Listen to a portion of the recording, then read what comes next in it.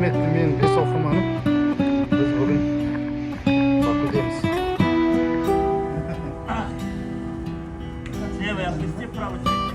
Правый. Смотри на нас. Сейчас. Senden sadece dikkat istedim. İstedim sevilen olum yolunu gözledim. Sevgine ihtiyacım vardı görseydin. Mənə gəlsəydin, ətrini duysaydım bir. Həyatımı, zamanımı, ürəyimin açarını sənə verdim. İstedim sevilen olum yolunu gözledim. Sevgine ihtiyacım vardı görseydin. Mənə gəlsəydin, ətrini duysaydım.